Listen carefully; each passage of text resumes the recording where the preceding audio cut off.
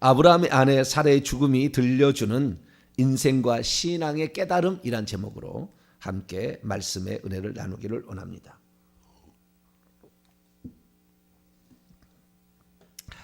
창세기 23장을 읽어보게 되면 사라의 죽음을 쓰고 있는 장인데, 사라의 죽음이 뭐 그리 중요하길래 창세기 지금 1장부터 22장까지 보면 중요하지 않는 장이 없었어요. 하나하나마다 아주 귀한 뜻이 다 들어있었고요. 근데 사라의 죽음을 한 장에 걸쳐서 쓰고 있습니다. 창세기에서 한 사람의 죽음을 이렇게 한 장을 지면을 할애해 가지고 많이 할애해서 설명하고 있는 곳이 없습니다. 왜 그랬을까요? 사라의 죽음이 뭐 길이 중요하길래 사라의 죽음을 이렇게 중요한 어떤 기술을 하고 있을 것일까요? 우리의 죽음이 중요하다는 그런 것일까요? 아니면 또 무슨 뜻이 거기에 있는 것일까요? 저도 이 창세기 지금까지 23장까지 강의하면서 23장이 그렇게 중요한가? 왜 이렇게 많이 썼지? 그런 의아함을 가지고 말씀을 지켜보았는데요. 여기에 엄청난 비밀이 또 하나님께서 하시고 싶은 얘기가 있는 거예요. 이걸 통해서 하나님이 하시고 싶은 얘기가, 그래서 이것을 자세하게 소상히 기록이 되었습니다. 그래서 우리는 여기서 세 가지를 오늘 보게 될 텐데요. 오늘 세 가지를 보게 될 텐데, 셋 아주 중요한데 세 번째가 더 중요해요. 셋 아주 중요한데, 그 비밀은 막벨라 굴이라는 곳에 있습니다. 막벨라 굴. 우리는 그 막벨라 굴이 모양이다 이렇게 읽는데 히브리인들은 그렇게 안 읽겠죠.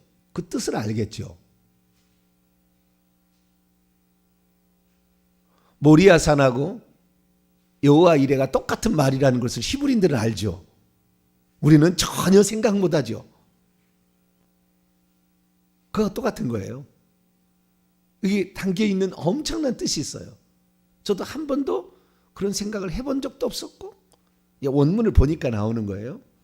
해본 적도 없어 그랬는데 아주 중요한 뜻이. 그러니까 하나님께서 이걸 모세한테 기록할 때, 야 이거 중요하다. 사라의 죽음과 그 매장입니다. 죽음보다는 매장에 엄청 중요한 뜻이 있습니다. 그 매장의 장소가 막벨라 굴이죠. 그 막벨라 굴은 사라가 처음으로 매장이 되지만 믿음의 조상인 아브라함과 이삭과 야곱이라는 이 믿음의 조상의 부인들만 딱 들어가는 6명만 들어가는 매장지입니다.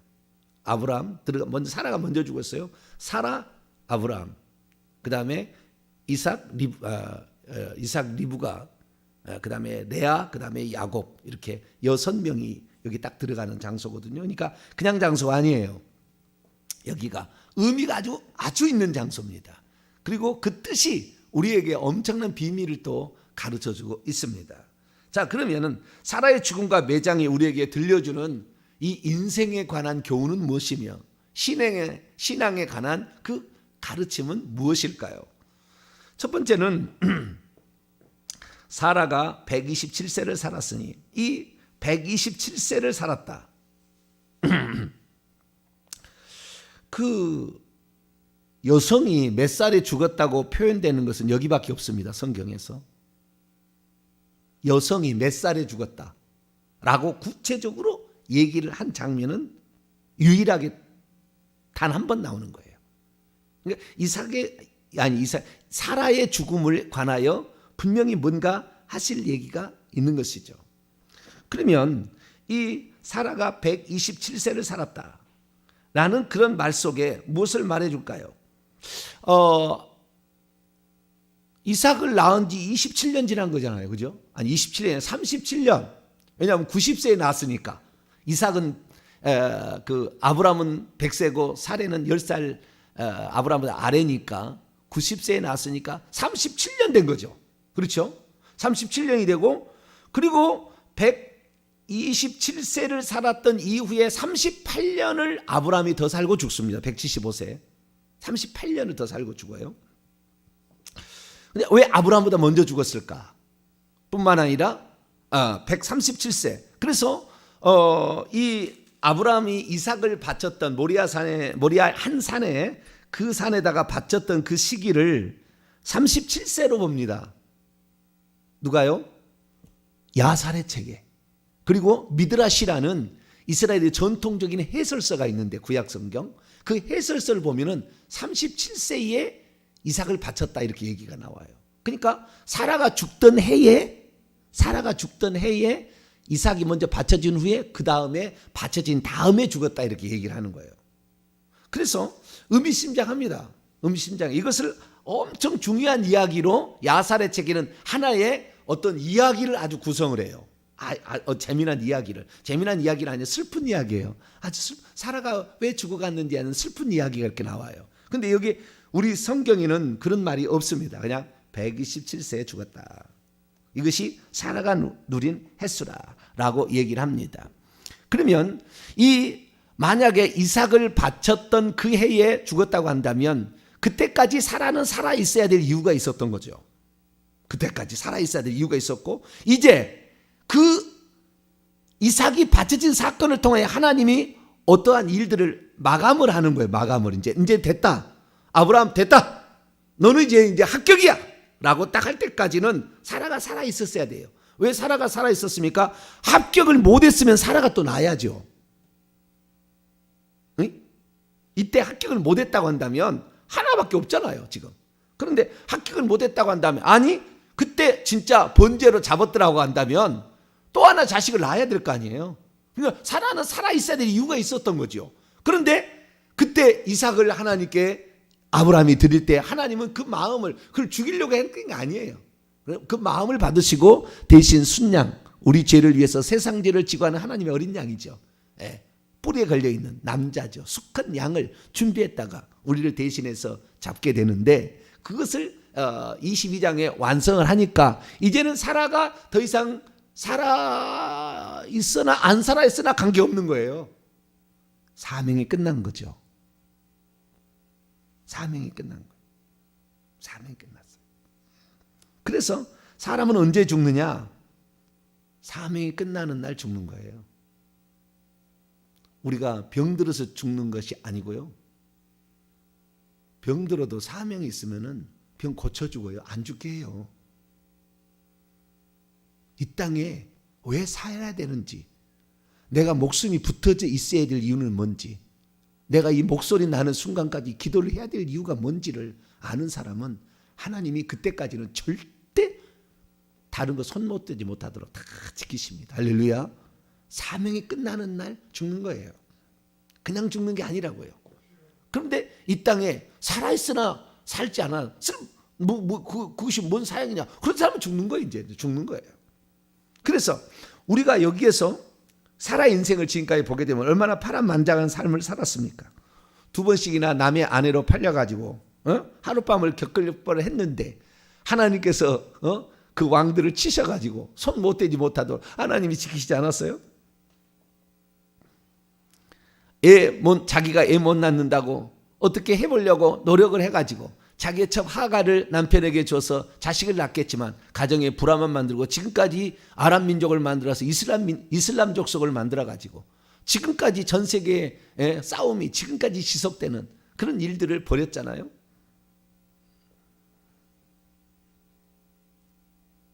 하여간 많은 어려움들 가운데서 하나님이 주신다 해도 불가능하다 이렇게 생각했던 그녀 아니었습니까? 그런데 어쨌든 이 사라는 제가 볼 때 파란만장한 인생을 살았어도 하나님의 뜻이 그녀에게 있을 때 그 뜻을 결국에 이루고 갑니다. 보니까. 그래서 우리가 이 땅에 살 때 내가 살아 있어야 될 이유를 찾아서 그 이유가 하나님께서 정해 주신 이유든 하나님이 정하지 않은 이유든 내가 살아 있어야 될 이유를 찾고 그것이 하나님의 나라와 의를 구하는 데 있어야 돼요.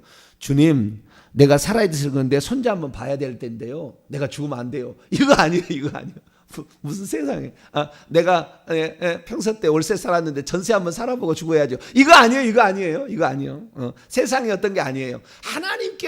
하나님께서 이루시고자 하는 계획들이 있는데 그 계획들을 오늘날 교회를 통해서 이루시거든요. 어떤 사명자를 통해서 이루세요. 어떤 주의 종을 통해 이루세요. 다 이룬 게 아니고. 그때 그것을 함께 연합하면은 하나님께서 그 사람의 이 선지자를 대접하면 그 선지자의 상을 받듯이 하나님께서 어떤 사명을 이루고자 하는 어떤 계획을 가지고 있는 자를 하나님이 꼭 지키시는 거예요. 너의 사명이 끝나는 날까지 너는 아무도 손댈 수 없어. 감히 그랄랑이 건드려 애구방이 건드려 자식들 그냥 꿈에 나타나서 팍 쳐버리잖아요. 재앙으로 쳐가지고 깜짝 못하게. 사명이 있는데 함부로 왜 사라를 건드려 말이지. 다 하나님이 아브라함 얘기 안 했어도 다 하나님이 다 알아서 해주잖아요. 그렇듯이 우리가 이 땅에 살 때 그렇구나. 이 땅에 내가 살아있어야 될 그 이유가 뭐냐. 하나님 나라를 위해서 나는 이 한규퉁에 나는 이 일을 행하리라. 딱 마음을 잡고 있으면 그 뜻을 이룰 수 있게 해준다 그 말이죠. 저와 여러분은 그런 자가 될 수 있기를 축원합니다. 사라가 살아있어야 할 이유는 약속의 자손을 낳고 그 약속의 자손이 인칠 때까지 필요했던 거죠. 근데 그 인침이 끝나니까 22장이 있어서 23장이 온 겁니다. 22장이 끝나니까 이제 끝났으니까. 그래서 사람이 끝난 날 죽는다. 두 번째는 사람이 하나님의 다루심을 받아서 하나님의 사람이 되었는지 안 되었는지를 어떻게 평가하는지를 오늘 본문은 설명해 주고 있습니다.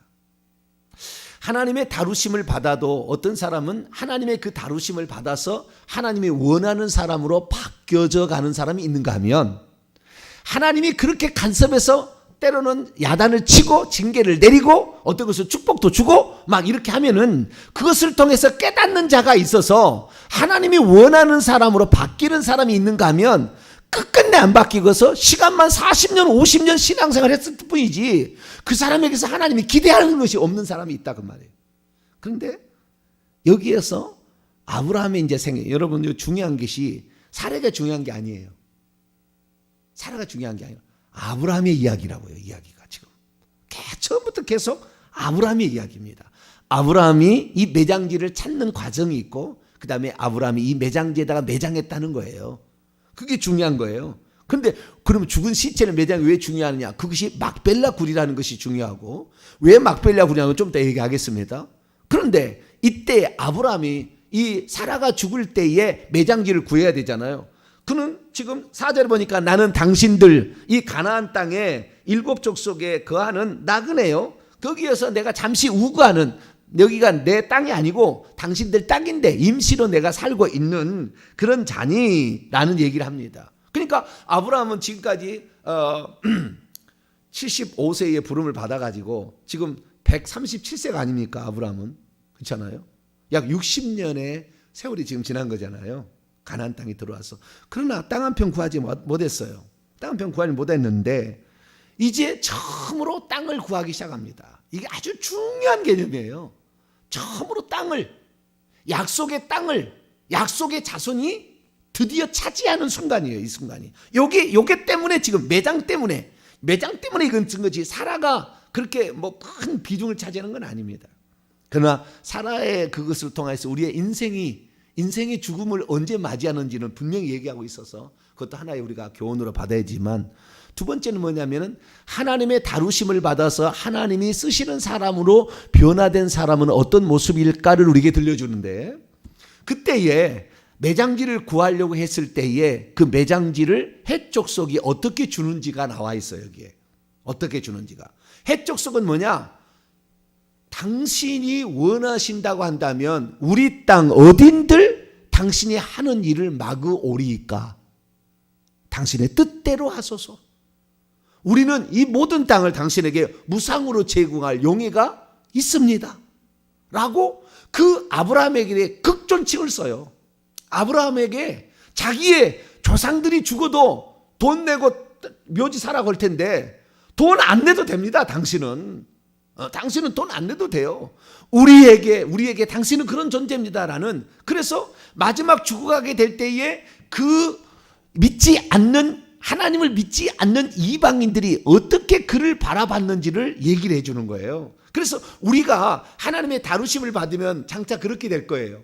근데 우리가 다루심을 받지 않으면 죽을 때도 형편없는 놈 죽었네, 형편없는 놈 죽었어, 아이고 잘 죽었네, 이렇게 하지 그의 죽음을 슬퍼하지 않은 거예요.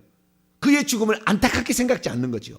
그런데 이 아브라함은 어떻게 평가를 하느냐. 자, 5절 6절 한번 읽어봅시다. 시작. 헷 족속이 아브라함에게 대답하여 이르되 내 주여 들으소서. 당신은 우리 가운데 있는 하나님이 세우신 지도자이시니, 엘로힘이 세우신 지도자이시니 우리 묘실 중에서 좋은, 가장입니다. 원문에는 가장이 들어가 있어요. 가장 좋은 것을 택하여 당신의 죽은 자를 장사하소서. 우리 중에서 자기 묘실에 당신의 죽은 자 장사함을 금할 자가 없을 겁니다. 최고의 존중을 표시해 줍니다. 당신의 뜻대로 하시옵소서. 내 주여, 내 주여가 뭔지 아세요? 아도나이, 우리 하나님을 아도나이라고 그러잖아요. 구약에 아도나이. 근데 아도니예요. 아도나이는 나의 주들이여. 엘로힘이 복수기 때문에 나의 주들이여예요. 원문은 나의 주, my lords예요. 나의 주들이여인데 여기는 단수입니다. 나의, 당신 딱 지정하는 거예요. 나는 당신이 어때요? 우리에게 하나님과 같은 존재다. 그 다음에 하나님이 세우신 지도자라고 그랬잖아요. 이 지도자라는 말이 나시라는 그런 히브리어인데요. 나시라는 말은 우리에게 세운 제후와 같사오니, 제후, 여기에 모든 통치자. 그래서 킹 제임스 버전은 강한 통치자라고 번역을 했어요.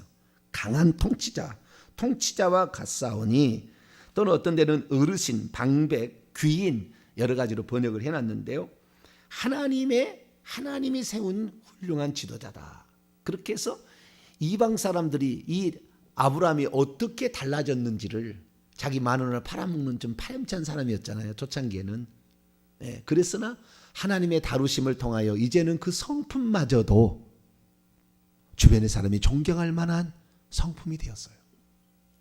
그래서 그 하나님의 다루심을 받은 자들이 갖게 될 그 성품이 어떤 건지를 표현해 주는데, 믿지 않는 이방인들도 존중을 해주고 그 뜻을 온전히 인정해 주는 그런 사람이 됐다는 거죠. 그래서 이 성품과 달라진 그 인품이 그 그대로 묻어난다는 것입니다. 여기서 묻어난다는 거예요. 그런데도 7절 보세요. 아브라함이 일어나 그 땅 헷 족속을 향하여 몸을 굽힙니다. 예의를 정확히 갖춰요. 이 헷 족속이 예전에 롯 구출하러 갈 때 3명의 동맹자가 있어가지고 같이 따라가 줬잖아요. 그때 3명의 동맹자가. 그 정도로 헷 족속이 누구냐면요. 근데 여러분 헷 족속이 누구냐면은 함이 그 네 아들 낳는데 네 번째 아들이 가나안이고, 가나안의 첫째 아들이 시돈이고 둘째 아들이 헷입니다. 그래서 가나안의 둘째 아들인데, 가나안은 셈의 종이 되기를 원한다고 그랬잖아요. 저주받은 민족이라고요. 그리고 여기는 약간 거무띠띠했을 거예요. 색깔도 좀 구분이 됐을 거예요. 셈 족속하고. 그런데 그 헷 족속은 가나안 아들입니다. 가나안 아들. 근데 그 가나안 아들이, 가나안 사람이 어쩌면은 자기에게는 좋지 않은 민족일 수 있잖아요. 우리의 땅을 차지하기 위해서 들어온 사람으로 생각해서, 적으로 생각해서 죽일 수도 있었는데 주변 사람과 어떻게 지냈었는지를 확인할 수가 있는 거예요. 주변 사람에게. 그래서 주변 사람 모두가 다 그의 그 인품 속에 그 민족의 당신의 원대로 하시옵소서예요. 원하신다면 우리가 땅인들, 묘지인들 어느 누가 못 주겠습니까? 이렇게 얘기를 한 거예요. 그래서 그 하나님의 다루심을 받은 사람들은 결국에 마지막에요, 성품이 달라지는 겁니다. 성품이 달라지지 않았다면 그 사람은 아직 시간만 보낸 거예요. 하나님과. 그러니까 하나님께 굴복한 적이 없고 하나님의 다루심을 받은 적이 없는 거예요. 하나님의 다루심을 받으면 철저히 인품이 달라집니다. 성격이 달라집니다. 그 성품이 달라집니다. 이방인들 보더라도 존경할 만한 성품이고, 본인도 그렇게 했을 때 기꺼이 그들 앞에요, 나는 당신들 앞에 우가는 나그네와 같다. 이 아브라함은 인생을 나그네로 생각했어요. 순례자로 생각했다고요. 영원히 여기서 내가 뭘 차지해서 내가 하리라 그 생각 안 했어요. 생각하면 그런데 내가 우가는 자인데 당신들의 땅을 나에게 주어서 나의 사랑하는 아내를 묻을 수 있도록 1절에 보니까 매우 슬퍼했어요. 아브라함은 나이가 들었는데요. 그의 아내가 죽어갔을 때 매우 슬퍼했어요. 자기와 함께 참 아내를 저렇게 우리가 먼저 떠나버릴 때 그 마음이 얼마나 아팠겠는가라는 생각을 해봐요. 사람인지라 참 그 아내를 많이 아끼고 사랑했던 그런 모습인데요. 어쨌든 이 아내를 위해서 많이 슬퍼하고 합니다. 내가 당신을 위해서 그래서 좋은 매장지를 사주겠다, 만들겠다 해가지고 결국에 만들게 되는데 저것이 그 지금 현재의 막벨라 굴이라고 추정되는 장소입니다. 헤브론에 여기가 성지가 됐어요. 그래서 이제 이스라엘 나라에 이제 들어가는 이스라엘 나라의 그 성지 순례를 갈 때에 성지 순례 코스로 헤브론을 꼭 갑니다. 헤브론의 중요성은 내일도 계속 내가 얘기하겠습니다. 아주 중요한 장. 다윗이 여기서 왕이 되고 왜 다윗이 헤브론에서 왕이 되려고 했는지 이유가 다 있어요. 그래서 이 헤브론의 지역인데 예루살렘에서 한 36km인가 정도 떨어졌어요. 베들레헴에서 한 19km 정도 떨어진 곳인데 이게 아주 중요한 장소입니다. 그 굴에 밭의 가장자리에 있었습니다. 큰 에브론이라는 밭이 있는데 그 밭의 가장자리에 있는 그 막벨라 굴입니다. 근데 저기에 이제 장사를 이제 하게 되는 것이죠. 그런데 이 그 해쪽 속을 향하여서요, 여기에 몸을 숙였다는 말을 하는데요, 이 큰 절 같은 걸 한 거예요. 감사합니다. 고맙습니다. 당신들이 나에게 그렇게 해주지 않아도 될 건데, 당신들이 그렇게 나같이 부족한 사람을 이렇게 존중해주고, 내가 하는 모든 것들을 우리는 그 뜻이 우리의 원인입니다라고 얘기해주는 그 말이 나는 너무 고맙습니다. 내 땅도 아닌데 당신들이 이렇게 내 아내를 위해서 매장지를 주고 싶다니 정말 고맙습니다. 라는 나이가 들었는데도요, 그렇게 그 겸손하게 그 나이가 들었는데도 그들을 향해 큰 절을 올립니다. 큰 절을. 산 사람을 위해서 절하는 것은 잘못된 게 아닙니다. 죽은 사람에게 절을 하면 귀신이 들어오지만, 그리고 구약 시대는 귀신이 별로 없어요. 아직 그런 시대가 아니에요. 그런데 어쨌든 몸을 굽히고 이렇게 탁 하는 모습을 보면은 그 나이가 드신 그분이 그 백성들을 향하여, 지금 백성들이 보이는데 그 백성들을 향하여 몸을 굽히는 그 장면을 우리가 딱 생각해 보면은 거기에서 묻어나오는 고매한 인격과 그 하나하나의 그 모습이 나라도 가서 부축해 줄 거 아니라고. 왜 그렇습니까? 이 아브라함이 과거에 이 가나안 민족을 살려줬잖아요. 가나안 민족이 포로로 잡혀갔을 때 다 살려줬잖아요. 자기의 그 종들을 318명을 데리고 가가지고 그때 이 마물의 그 3명의 족장이 같이 따라가 줬잖아요. 그런 과거의 전례가 있잖아요. 그러면서 이 그 자기의 민족을 이렇게 살려줬던 그 은혜를 아마 생각하고 있었다라는 생각이 듭니다. 그리고 그래서 이 아브라함의 그 고매한 그 인품이 이 죽는 그 순간에 모든 사람 앞에 다 서로가 서로를 존중해주고 슬퍼해주고 아까워하면 이런 모습들이 나타나게 되는 걸 통하여서 하나님의 다루심을 받게 된다고 한다면 모든 사람이 존경할 만한 인품으로 변한다. 그것을 가지고 있고요. 세 번째, 이게 아주 중요한데요. 이것은 오늘 서론 얘기하고 내일 이제 계속 얘기해 나가겠습니다. 막벨라 굴이에요. 막벨라 굴. 매장지를 사는 거예요. 매장지를. 오늘 본문 말씀은 그 매장지를 구입하는 내용이 엄청 많이 나와요. 8절부터 20절까지는 매장지를 구했다 그 말이에요. 매장지를 구했다. 그 말을 하려고 그러는 거예요. 그 헷족 속의 에브론 소알의 아들, 아마 소알의 아들이 상당히 땅을 많이 가지고 있든지 아니면 에브론은 그 소알이 아마 이 에브론 헷족 속의 족장이었을 가능성이 상당히 있습니다. 그렇기 때문에 백성들이 그 사람에 대해서 아브라함이 부탁을 합니다. 뭘 부탁을 하냐면은 이 아브라함이 자기 아내가 죽었을 때 어디서 죽냐면 2절에 보세요. 가나안 땅 헤브론에서 죽었다고 그러잖아요. 그죠? 가나안 땅 지금은 어디에 와 있다? 헤브론에 와. 근데 보통 주거지가 어디였습니까? 부엘세바였어요. 부엘세바.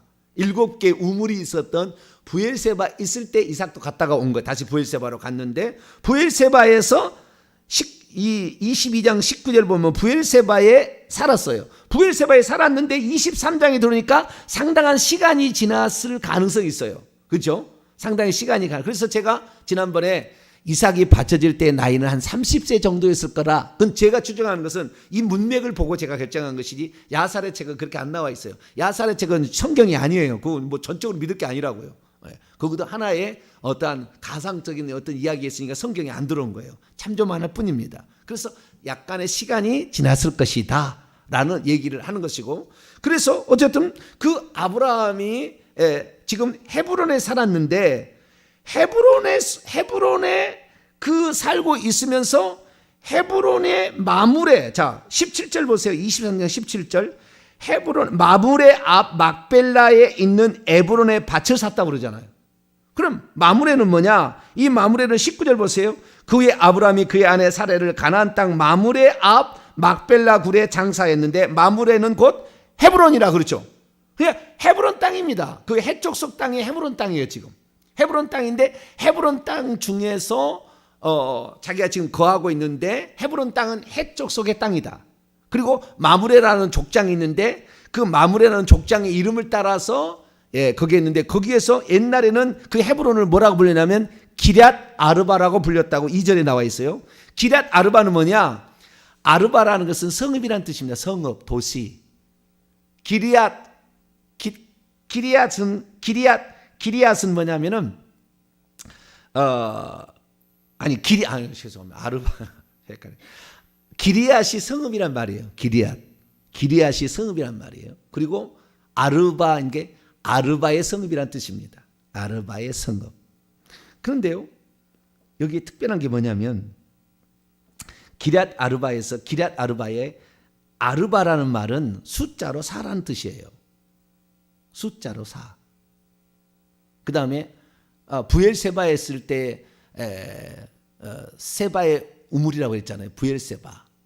거기도 부엘은 우물인데 세바의 우물인데 세바라는 건 7이라는 말이에요. 숫자로. 여기 지금 넷이라는 그러니까 네대 성읍이다. 그것은 뭐냐면은 이 성이 성문이 등장합니다. 10절에 보세요. 에브론이 해족속 중에 앉아 있더니 그가 해족속 곧 성문에 들어오는 모든 자가 듣는 데서 아브라함에게 대답하여 이르되, 아브라함은 이 해족속에 살고 있는 성읍이 있었다는, 거기 안 살았어요. 밖에 어떤 양떼를 지냈으니까 어떤 그냥 초장 같은 데 산 것이고 성읍이 이렇게 있었다는, 해족속에 사는 큰 성읍이 있었다는 거예요. 근데 그 성읍을 옛날에는 기럇 아르바라 불렀다. 아르바의 성읍이었다. 아르바가 만든 것 같아요. 아르바가. 그런데 나중에 이제 민수기 읽어보게 되면 기럇 아르바의 아들이 아낙입니다. 그래서 아낙 자손이 사는데 장대한, 기골이 장대한 거대한 거인이었어요. 그게 나와요. 나중에 민수기 보면 나오니까 여기에는 상당히 대단한 사람들이 살고 있었을 그런 성읍으로 추정이 되고요. 근데 밖에 살고 있다가 성에 들어와서 그 성이 사람들이 주변에 땅을 소유하고 있었는데 그 땅 가운데에 아브라함이 자기 아내가 죽으니까 이걸 어떻게 할까 하다가 봐둔 게 있었어요. 봐둔 게. 그래가지고 그 땅의 주인이 누군지를 찾아가서 그 사람하고 계약하는 과정이 8절부터 20절까지 계약, 그 매매 성사가 잘 이루어졌다, 완전히 이루어졌다는 것을 표현하기 위해서 8절에서 20절까지의 말씀을 얘기를 하는 거예요. 그래서 이 자기 아내가 죽으니까 당신들의 땅이니까요. 주변이 다 땅이니까 성 안에 당신은 살고 있고 그들은 성 안에 살고 있고 땅 밖에도 자기 땅이 있을 거 아닙니까? 살고 있으니까 당신들의 땅을 나의 아내를 위하여 매장지를 주게 하소서. 그러니까 원하는 대로 가져가십시오 이렇게 한 거잖아요. 그런데 그럴 때 그들을 향하여 큰 절을 하면서 그러면 내가 받은 땅이 있습니다. 그 받은 땅을 내가 합당하게 돈을 지불하고 살 거니까 그 땅을 주시는데 당신들이 좀 옆에 좀 도와주세요라고 얘기를 합니다. 그것이 8절에서 9절까지 말씀입니다. 그들에게 말하 이르되 나로 나의 죽은 자를 내 앞에서 내어다가 장사하게 하는 일이 당신들의 뜻일진데, 그러니까 당신들이 그런 것들을 나의 마음대로 하라고 했으니까 하는 거예요. 내 말을 듣고 나를 위하여 소할의 아들 에브론에게 구하여란 말은 번역이 잘못된 거예요. 에브론에게 중재하여서 에브론을 나하고 만남을 주선해